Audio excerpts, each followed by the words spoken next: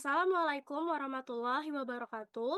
Yang terhormat Bapak Firdaus Majdi selaku dosen pengampu mata kuliah Pendidikan Agama Islam dan teman-teman sekalian.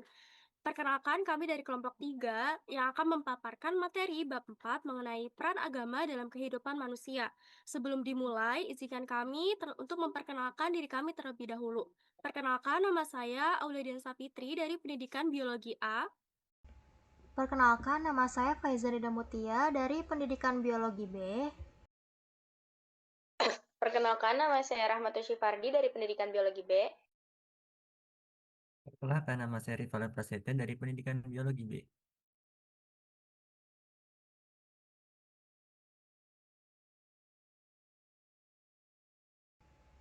Oke, untuk materi yang pertama itu ada makna agama. Nah, agama ini dibedakan menjadi dari dua bahasa. Yang pertama secara bahasa atau etimologi, dan yang kedua ada secara bahasa Arab atau din.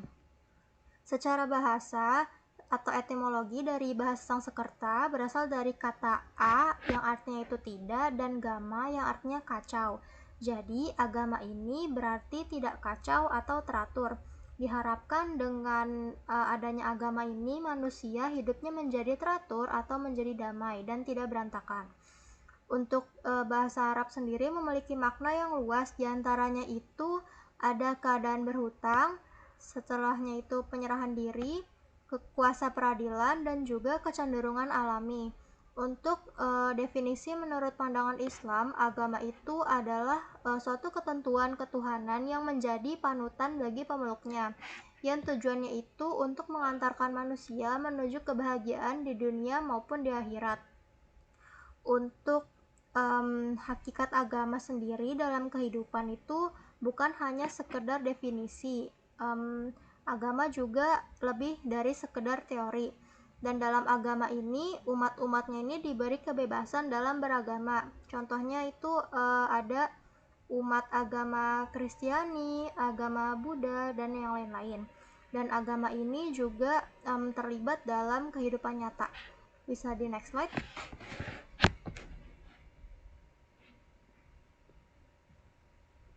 Nah, selanjutnya ada kedudukan dan fungsi simbol serta ritual keagamaan. Untuk kedudukan dalam hukum di Indonesia ini berdasarkan Undang-Undang Nomor 1 PNPS tahun 1965, agama yang umum dipeluk dan mendapat perlindungan itu ada 6. Yang pertama ada agama Islam, Kristen, Katolik, Hindu, Buddha, dan Konghucu. Dan untuk agama yang lainnya yang tidak tidak diakui oleh Indonesia karena belum banyak mungkin ya pengikut-pengikutnya itu seperti Syekh kayak gitu dari India, itu juga tetap mendapat perlindungan selama sesuai dengan ketentuan hukum di Indonesia. Dan yang kedua yaitu kedudukan dalam kebenaran.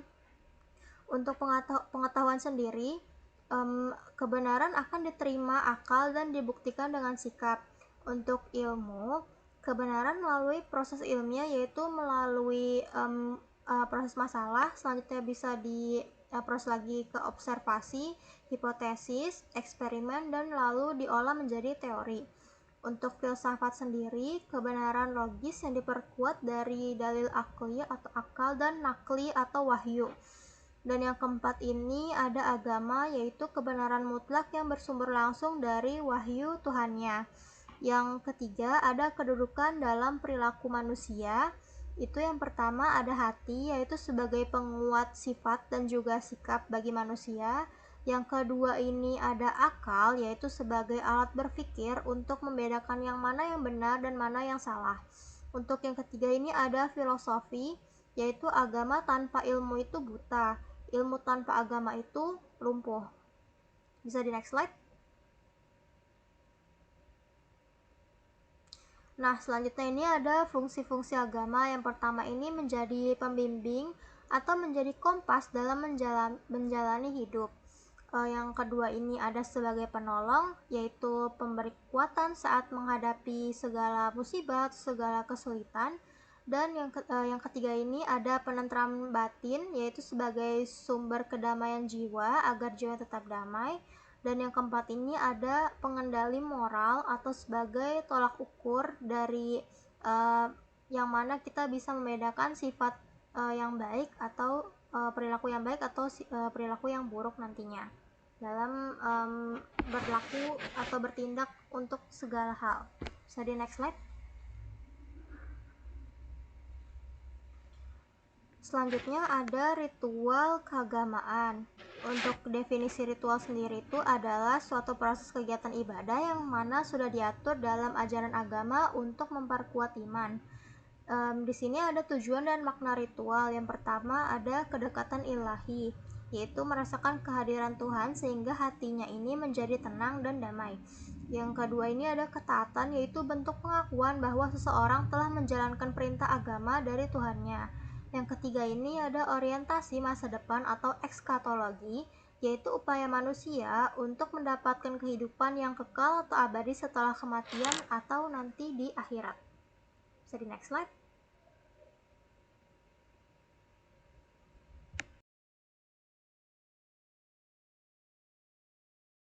Oke, selanjutnya kita masuk ke keanekaragaman pemahaman dan sikap beragama.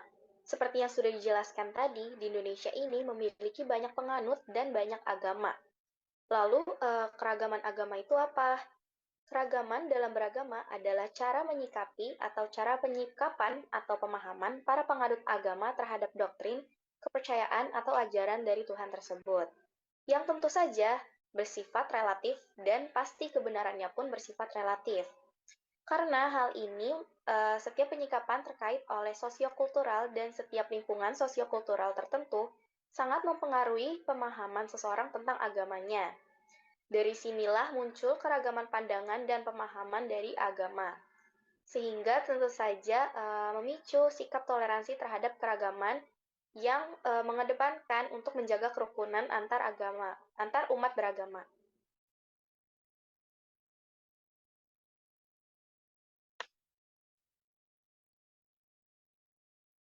Selanjutnya ada nilai-nilai keagamaan dalam lingkungan pendidikan, keluarga, dan pekerjaan. Yang pertama di lingkungan pendidikan, pendidikan agama di perguruan tinggi ini berfungsi sebagai sarana transmisi pengetahuan sekaligus pembentukan karakter dan perilaku mahasiswa. Mahasiswa diarahkan untuk mengenali kekuatan dan kelemahan diri serta meningkatkan kualitas moral dan bersifat rahmatan lil alamin. Terakhir, mendorong mahasiswa untuk mengembangkan disiplin ilmu dan profesinya sebagai bentuk ibadah. Contohnya ini menjalankan kewajiban sholat 5 waktu di lingkungan kampus juga sholat-sholat sunnah seperti sholat duha. Juga salah satunya mempelajari pendidikan agama Islam seperti saat ini. Lanjut yang kedua di lingkungan keluarga.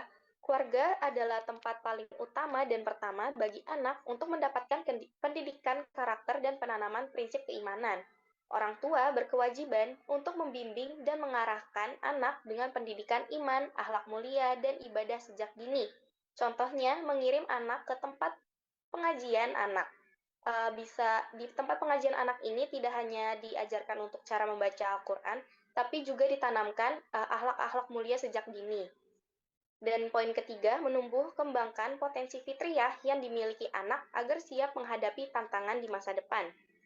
Terakhir, di lingkungan pekerjaan, nilai agama dalam dunia kerja diwujudkan melalui penanaman etos kerja yang kuat. Nah, etos kerja ini dianggap sebagai wujud nyata dari nilai-nilai norma yang diyakini seseorang dan menjadikannya ciri khas dalam berperilaku secara profesional di lingkungan kerjanya.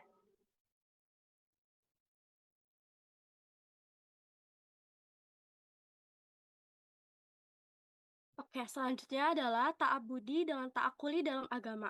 Apa sih perbedaannya? Kalau ta'abudi merupakan bentuk penghambatan, ketundukan, kepatuhan, dan ketaatan total kepada Allah Subhanahu wa Ta'ala tanpa mempertanyakan alasan rasional di balik pemerintah tersebut. Nah, hal ini tuh merupakan konsep ibadah yang diterima apa adanya atau baku dan berdasarkan nas seperti Al-Quran atau Sunnah dan tidak dapat diubah oleh ijtihad manusia. Contohnya seperti jumlah rakaat dalam sholat 5 waktu, puasa Ramadan, kewajiban zakat, dan haji. Sedangkan kalau ta'akuli merupakan konsep hukum Islam yang ilat sebab atau alasannya tuh dapat dipahami oleh rasio atau akal manusia, baik secara langsung maupun melalui nas ataupun melalui ijtihad.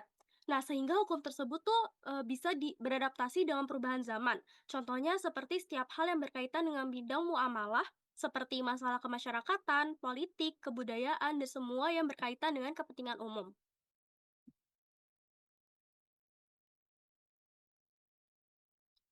Nah, selanjutnya adalah elemen-elemen peradaban dalam agama.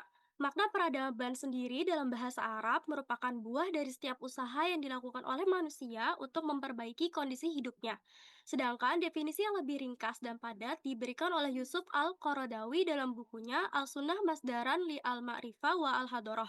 Beliau menjelaskan bahwa peradaban itu merupakan sekumpulan bentuk-bentuk kemajuan, baik yang berbentuk kemajuan materi, ilmu pengetahuan, seni, sastra, ataupun sosial yang ada dalam satu masyarakat atau pada masyarakat yang serupa. Nah, dengan demikian peradaban sendiri itu memiliki dua sisi, ada sisi kemajuan materi dan sisi maknawi. Kalau sisi kemajuan materi itu contohnya seperti perdagangan, industri, pertanian, kerajinan, sedangkan kalau sisi maknawi itu seperti kaidah-kaidah moral, produk pemikiran, dan karya sastra.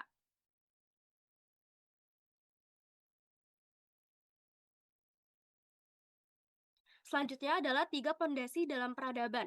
Yang pertama adanya transmisi pandangan hidup dan keyakinan.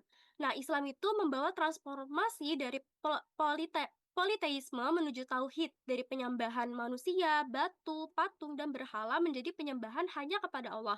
Nah, dalam bahasa Al-Quran, ini digambarkan sebagai perjalanan min al-zulumat ila al-nur, dari kegelapan menuju cahaya. Yang kedua adalah transmisi keilmuan.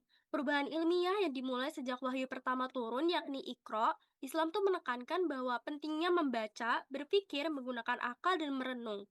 Yang ketiga adalah transmisi metodologis. Islam menekankan perlunya metode dalam membangun pemikiran dan peradaban, karena tanpa metode, tujuan itu akan sulit tercapai. Nah, dalam metodologi Islam, mencakup tiga prinsip utama. Yang pertama, hukum kasualitas, hukum sejarah, dan juga yang terakhir adalah metode eksperimental.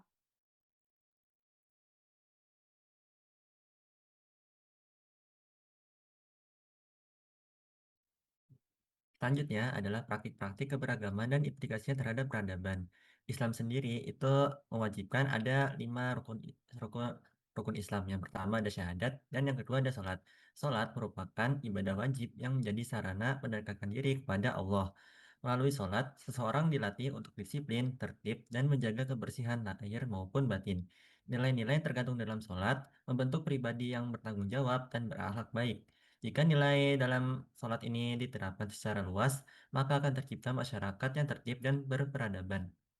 Selanjutnya ada zakat. Zakat merupakan kewajiban bagi umat muslim untuk membantu orang-orang yang membutuhkan. Zakat bermanfaat untuk mengurangi kesenjangan sosial dan menumbuhkan rasa solidaritas dalam masyarakat. Dengan adanya zakat ini, kesejahteraan sosial dapat meningkatkan hubungan antar individu menjadi lebih harmonis dan mendukung terbentuknya masyarakat yang adil dan beradab.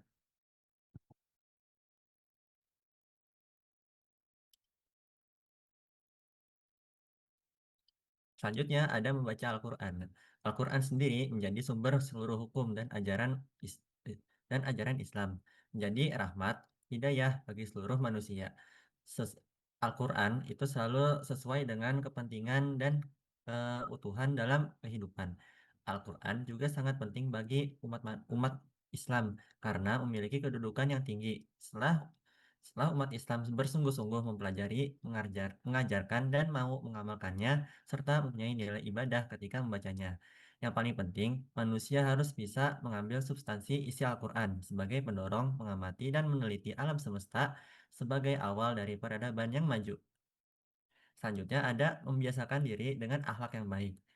Kita harus membiasakan diri untuk mengucapkan kata-kata yang baik dan sopan, serta melakukan perbuatan-perbuatan yang baik dan sesuai dengan tuntunan ajaran agama. Islam sendiri memanfaatkan kebiasaan sebagai salah satu metode pembinaan perilaku keberagaman yang baik. Oleh karena itu, semua yang baik ya, semua semua yang baik itu diubah menjadi kebiasaan.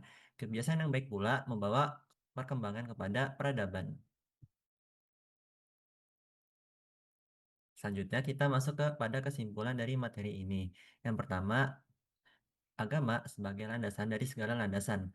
Agama menjadi landasan dalam berperilaku dan mengedepankan moral dan nilai yang terkandung. Agama mengajarkan kehidupan manusia menuju ke jalan yang benar. Yang kedua, agama menjadi persoalan sosial.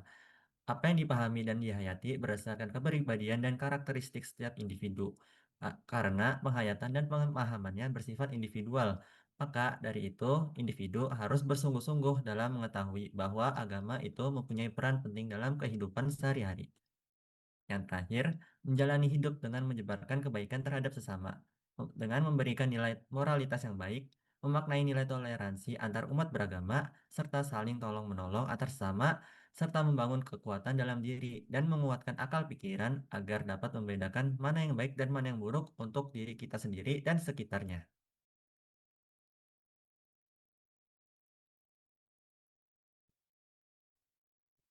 Baik, sekian presentasi dari kelompok kami. Mohon maaf bila ada kekurangan.